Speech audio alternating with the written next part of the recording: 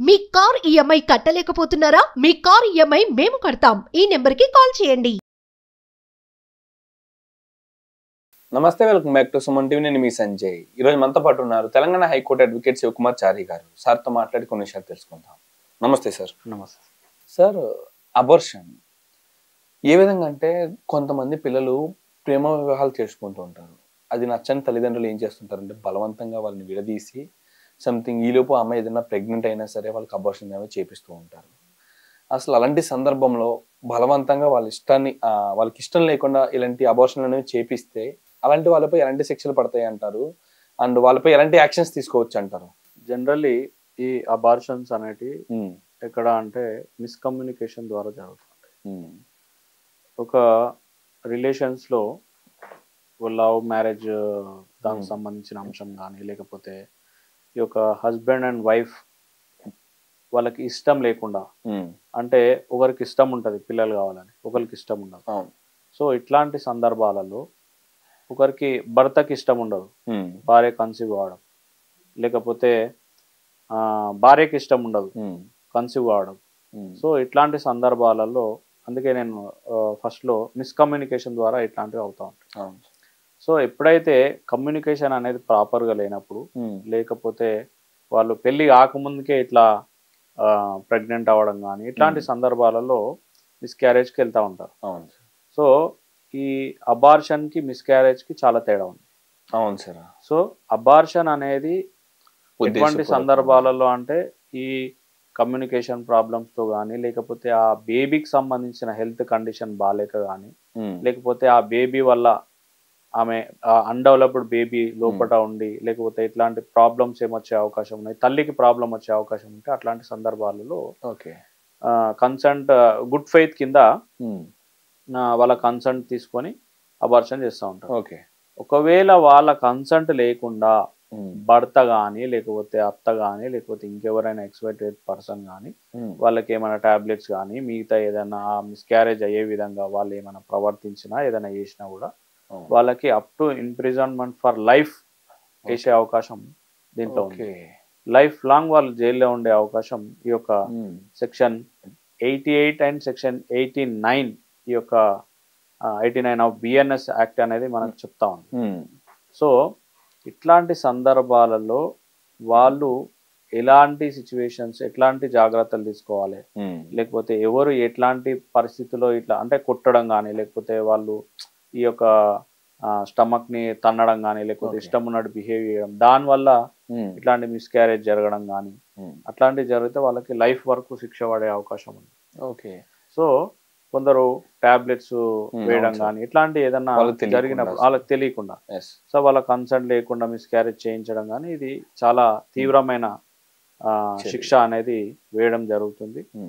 Generally ఇట్లాంటి వాటిని అరికట్టాలంటే వాళ్ళు సొంత నియంత్రణ, అంటే వాళ్ళు ఎంత జాగ్రత్తలు తీసుకుంటే అంత మంచిది అనేది నా ఒపీనియన్. సరే, ఇలాంటి సందర్భంలో సంథింగ్ ఆ పేరెంట్స్కి హెల్త్ ఇష్యూస్ రావడము, లేకపోతే మిస్కమ్యూనికేషన్ జరగవు, లేకపోతే పెళ్లికి ముందు ప్రెగ్నెంట్ అవ్వడము, సంథింగ్ ఆ కపుల్స్ మధ్య గొడవ రావడము, వాళ్ళు ఉద్దేశపూర్వకంగానే సంథింగ్ బేబీని క్యారీ చేసే వ్యక్తి అవ్వచ్చు, వాళ్ళ తండ్రి అవ్వచ్చు, వీళ్ళందరూ అండర్స్టాండింగ్ తోటే అబార్షన్ అనేది చేయించుకోవాల్సి వస్తే సంథింగ్ వాళ్ళు ఏమన్నా పర్మిషన్స్ ఏమన్నా తీసుకోవాలంటారా? లీగల్గా ఏమన్నా ముందే వాళ్ళు సంథింగ్ ఈ కంప్లైంట్ వల్ల, సంథింగ్ ఈ ప్రాబ్లం వల్ల మేము అబార్షన్ చేయించుకుంటామని ఏమన్నా చెప్పేసి గవర్నమెంట్కి కానీ సంథింగ్ ఏమైనా సబ్మిట్ చేయాలంటారా? మిస్క్యారేజ్కి ఏ గవర్నమెంట్ పర్మిషన్ ఇవ్వదండి. ఆ బేబీ కంప్లీట్ గా ఎదగాల్సిందే, కంప్లీట్ గా బర్త్ ఇవ్వాల్సిందే ఆ తల్లి. మిస్క్యారేజ్ కానీ అబార్షన్ కానీ ఎవరు పర్మిషన్ ఇయ్యరు. ఏ డాక్టర్ కూడా చేయడానికి వీల్లేదు. ఒకవేళ డాక్టర్ చేసినా కూడా ఆ డాక్టర్ కూడా జైలుపోతాడు. ఓకే, సో ఇక్కడ వాళ్ళు ఏ విధంగా అంటే ఏ విధంగా అబార్షన్ చేసుకోవడం అట్లాంటివి చేసుకుంటారు అంటే ఆ ఒక బేబీ వల్ల తల్లికి ఎఫెక్ట్ అవుతుంది అనే ఒక సిచ్యువేషన్ లో అబార్షన్ చేస్తారు తప్ప వీళ్ళకి ఎవరికి నచ్చకపోయినా, లేకపోతే భర్తకు నచ్చక, భార్యకు నచ్చక, లేకపోతే అత్తకు నచ్చక, ఇంకొకరికి నచ్చక అబార్షన్ చేయాలంటే ఏ డాక్టర్ కూడా ఒప్పుకోరు.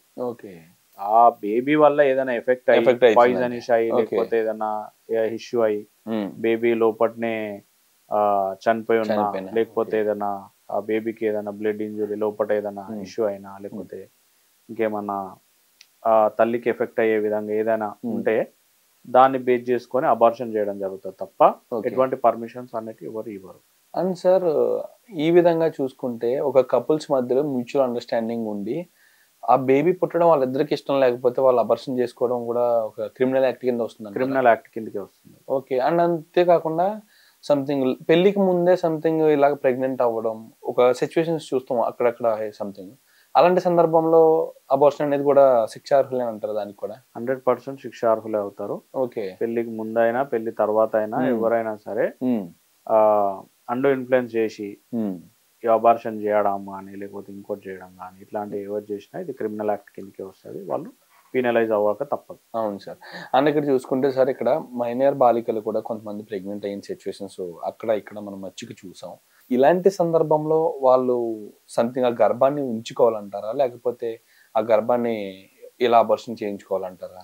అసలు ఏది లీగల్ అంటారు? ఇప్పుడు మైనర్ అనే సిచ్యువేషన్ లో కంపల్సరీ ఆ బేబీ ఏ స్టేజ్ లో ఉంది, ఓకే, స్టేజ్ ని బట్టి కూడా ఉంటది. మైనర్ కి సంబంధించిన ప్రెగ్నెన్సీ అనేది ఏ గవర్నమెంట్ కూడా ఒప్పుకోదు, ఏ చట్టం ఒప్పుకోదు, ఎవరు ఒప్పుకోదు. ఆ బేబీ ఎక్కడ వరకు రీచ్ అయింది, ఎన్ని మంత్స్ లో ఉంది, తల్లి మైనర్ లో ఏజెస్ ఉన్నాయి. 18 బిలో మైనర్ అంటాం. దాంట్లో 17 ఉండదా, లేకపోతే 14 ఉందా, 15 ఉందా, ఎప్పుడు ఆ అమ్మాయి ఉంది, ఏజ్ లో ఉంది అనేది ఒకటి ఇంపార్టెంట్. రెండోది ఆ బేబీ ఎంతవరకు గ్రో అయింది, అది కూడా ఇంపార్టెంట్. అవును సార్. ఆ బేబీని అబార్షన్ చేస్తే పాపకి ఎంతవరకు ఎఫెక్ట్ అవుతుంది అనేది అది మెడికల్ రీజన్. అవును.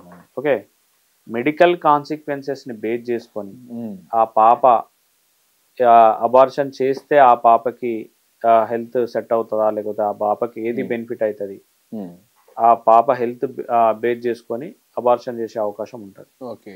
లేదు ఆ పాపని డెలివరీ అంటే అబార్షన్ చేస్తే ఈ విధంగా హెల్త్ ఇష్యూస్ వస్తాయి అని అంటే ఆ పాపకి అబార్షన్ అనేది ఎక్కడ కూడా చేయరు.